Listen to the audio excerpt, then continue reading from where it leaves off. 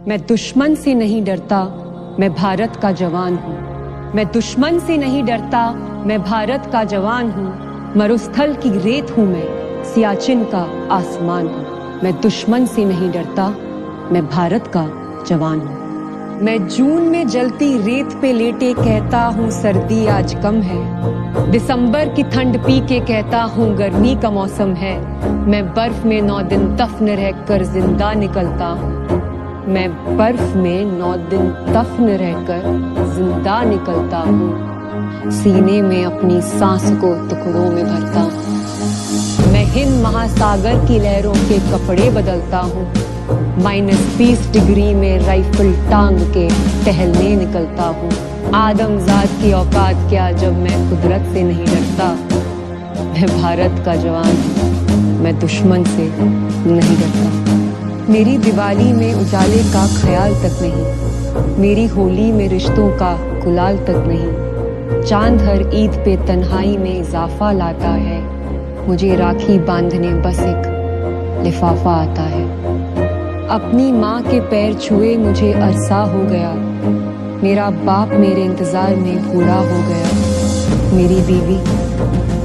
मेरी बीवी सिंदूर लगा के भी लगती कुंवारी है।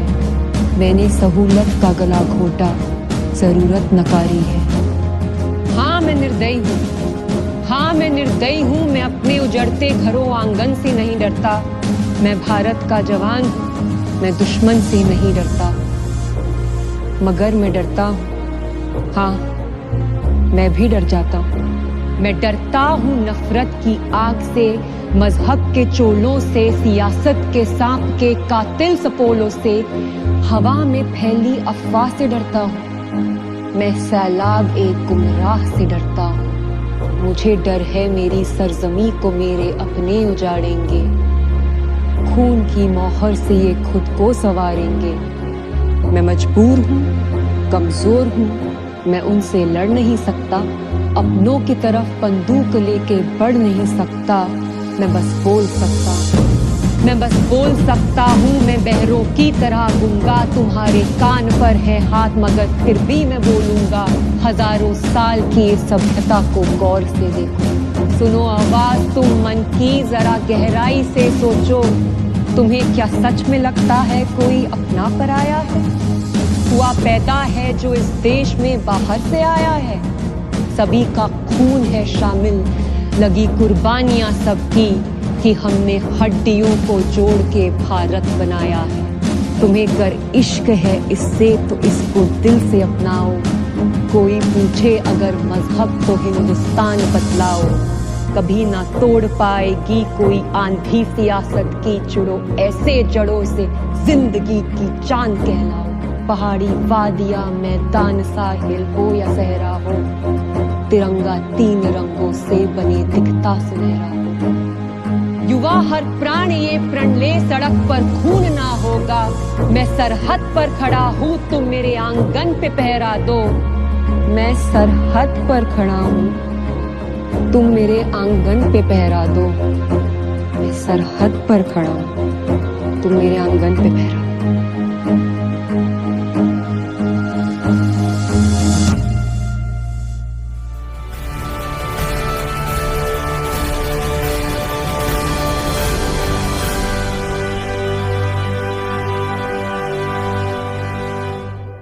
कि जिस दिन तू शहीद हुआ, यह विषय मेरा नहीं है लेकिन आपने वहां से बात की, शुरू करता हूं। जिस दिन तू शहीद हुआ, न जाने किस तरह तेरी मां सोई होगी। मैं तो बस इतना जानूं कि वो गोली भी तेरे सीने में उतरने से पहले रोई हो। हाय हाय, वाह वाह वाह, क्या बात है, क्या बात है, क्या बात है, वाह वाह। हम कैसे मोल चुकाएंगे? हम उस शहादत का मोल चुका ही नहीं सकते। एक छोटी सी कविता सुनाता हूं साहब, उसके बाद।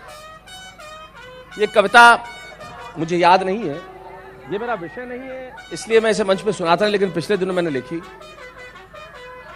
और मुझे लगा कि कविता मुझे आज जगदीश भाई साहब के बाद सुनानी चाहिए, तो अचानक मुझे एक कविता याद आ गई। वाह। इस कविता की भूमिका में एक बहुत छोटी सी बात कहता हूं। राजस्थान में एक जगह झुंझुनू, आप इस कविता की भूमिका से जुड़िए जो कहना चाहता हूं। और क्यों लिखी मैंने एक बहुत छोटी सी कविता। क्या बात। झुंझुनू के एक सैनिक शिवराम जब आपको मालूम है कि अटैक हुआ पुलवामा वाला, उसके बाद 3 आतंकवादियों को मार गिराया गया, उसमें शिवराम भी थे जो मार गिराने वालों में, और वो खुद शहीद हो गए। लेकिन कविता क्यों लिखी तब समझना। वाह। शिवराम जब शहीद हुए, उनकी पत्नी सुनीता 9 महीने की गर्भवती थी, अस्पताल में 9 महीने की गर्भवती। ऐसा आप सुने, जगदीश साहब पहली बार सुन रहे, मुमताज आप भी पहली बार सुन रहे, प्रवीण पहली बार सुनोगे तुम। 9 माह की गर्भवती, और शिवराम शहीद हो गए, उनका अस्थि कलश आया। 9 माह की गर्भवती शहीद की पत्नी अस्पताल से निकल के अपने पति के अस्थि कलश को कांधा देने आती है। ये हिंदुस्तान है। वाह वाह। वो कांधा देने निकल आई। क्या बात है, क्या बात है, वाह। जिसके पेट में एक बच्चा है। तब झुंझुनू में दैनिक भास्कर के जो संपादक थे, उन्होंने मुझे फोन किया, उन्होंने कहा शैलेश जी कल एक कविता आप इस विषय पे लिखे। मुझे समझ में नहीं आया मैं इस विषय पे क्या लिखूं, लेकिन मैंने इस विषय पे एक अलग ढंग से सोचा। एक बहुत छोटी सी कविता सुनाता हूं, उसके बाद अपने जो आज जैसा आप चाहेंगे सुनाएंगे। स्वागत। सुनीता शिवराम, शिवराम का अस्थि कलश, सुनीता अस्पताल से निकल के कांधा देने आई। तब सुनाता हूं कि एक किलकारी बोली नियति से।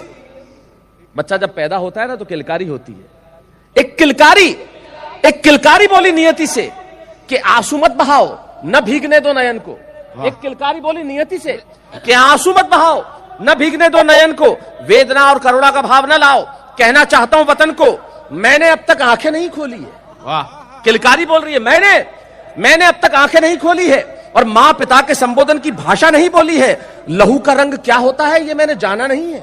लहू का रंग क्या होता है जो दुनिया में आया ही नहीं, वो बात कर रहा है कि किलकारी बोली नियति से कि आंसू मत बहाओ, न भीगने दो नयन को, वेदना और करुणा का भाव मत लाओ, कहना चाहता हूं वतन को, मैंने अभी तक आंखें नहीं खोली है। मां पिता के संबोधन की भाषा नहीं बोली है। लहू का रंग क्या होता है मैंने जाना नहीं है, पर व्यथित हूं मैं, ये मैंने माना नहीं है।